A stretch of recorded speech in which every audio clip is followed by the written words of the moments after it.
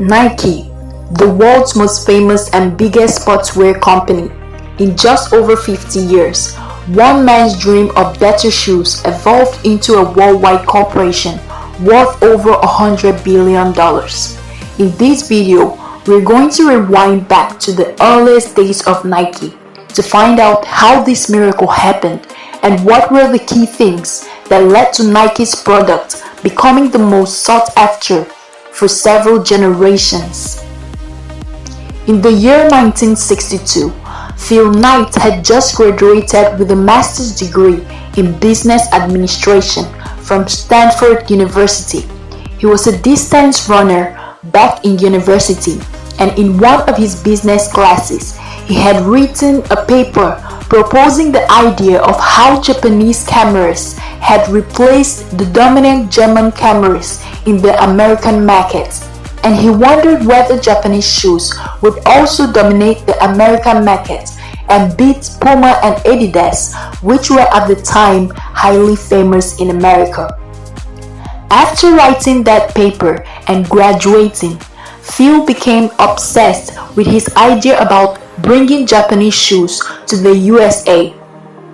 Although he didn't actually own any Japanese running shoes, and the few he had seen were brought stateside by soldiers who had been stationed in Japan during the occupation after the Second World War. Even though he lacked experience about the trade, he was still hell-bent on making his dreams become a reality through the opportunity that was before him. He knew that to take advantage of it, he would have to initiate contact with a shoe company in Japan and bargain with them to import their goods to America, both of which were actions he had no experience in. He took the leap of faith and just did it. In November 1962, he flew over to Japan like a tourist and just started exploring the different shoe stores that were present in Japan. When he got to a city in Japan called Kobe, he stumbled upon a shoe store that caught his eye. It was owned by a company called Onitsuka Tiger, and the shoes that they produced was of great quality at the time, and Phil loved it so much that he was determined to import them back home to sell to the Americans. In Japan, he portrayed himself as a shoe distributor from America and arranged to meet with the company's founder. Phil made up a company name on the spot, which was Blue Ribbon Sports, and offered to become a distributor of Onitsuka's shoes in America. To his surprise, the owner accepted his proposal, so he knew he had to get to work. Phil started distributing Onitsuka Tiger shoes in the USA. He received his first shipment of 12 pairs of Tiger shoes in 1963, and with great determination, he started selling them out of the back of his car at every running track he could drive to. He later realized that his strategy wasn't scalable, so he went to the only person he knew who had more knowledge about shoes than he did, which was his former coach at the University of Oregon, Bill Bowerman. Bill was one of the most popular coaches in America at the time and had trained several Olympic athletes. He also shared a keen interest in the Tiger shoes, so much that he wanted to partner with Phil. Thus, in January 1964, Bill and Phil incorporated Blue Ribbon Sports. They both invested $500 into it. They spent all that money on their first order, which was $3.33 a pair, amounted to 300 pairs of shoes. Their order was shipped and arrived in April 1964, and with Bill's connections, it was sold out by July. The brand experienced great progress, which led to the sale of $8,000 worth of shoes in the first year of Blue Ribbon Sports Incorporation. And with the money gained, Phil invested it in hiring salesmen for his company. In 1965, their revenue had increased to $20,000, and soon they opened their very own first store in Santa Monica. Phil was majorly handling the business side of the operation, while Bill was bringing innovation to the company. He was the guy who single-handedly brought jogging to America.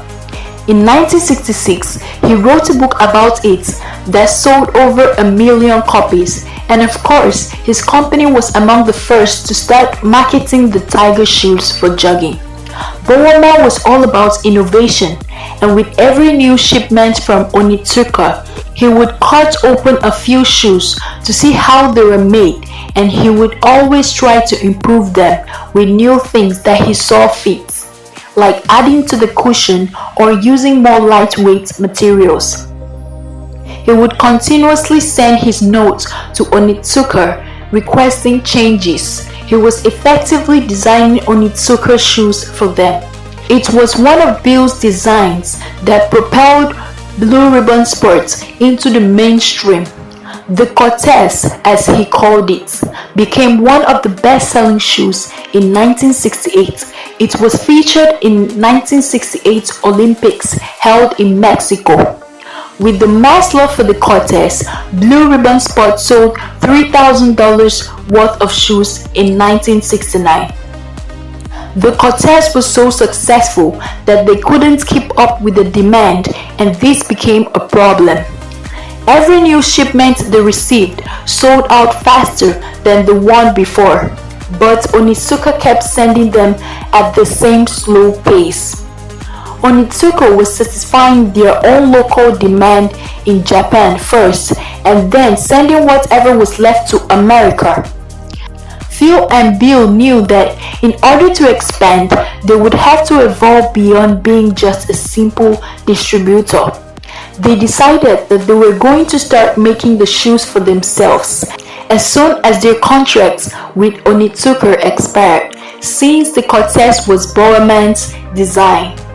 Luckily for them, their contract was expected to end in 1972, just before the Olympics in Munich. Thus, Phil had enough time to prepare for his big move.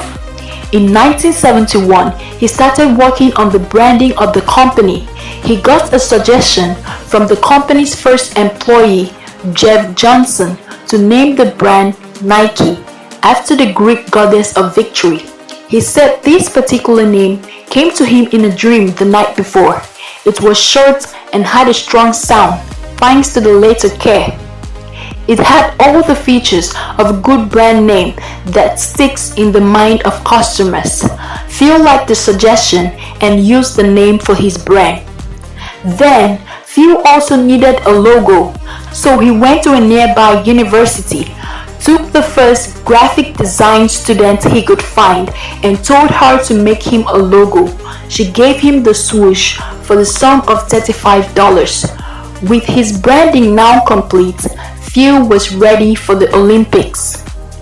The company changed its name from Blue Ribbon Sport to Nike in the year 1978.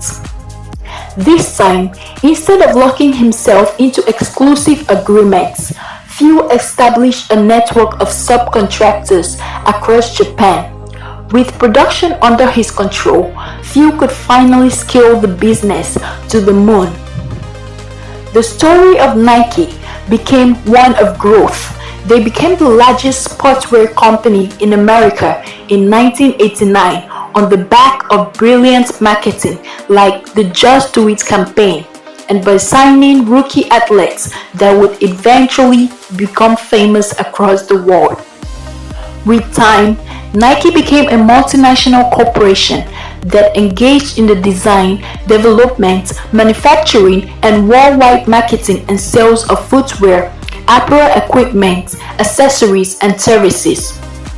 The company is headquartered near Beaverton, Oregon, in the Portland metropolitan area. It is the world's largest supplier of athletic shoes and apparel and a major manufacturer of sports equipment. Nike operates a total of 1,096 retail stores throughout the entire world. As of 2022, it employed 79,100 people worldwide, and it's valued at $33 billion, making it the most valuable brand among sports businesses. It is ranked 83rd in the 2022 Fortune 500 list of the largest United States corporations by total revenue. One of the brand's core values is supporting and giving back to the community. Nike is one of the world's forward-thinking brands that will stand the test of time and continue to inspire generations after generations to believe in themselves and just do it.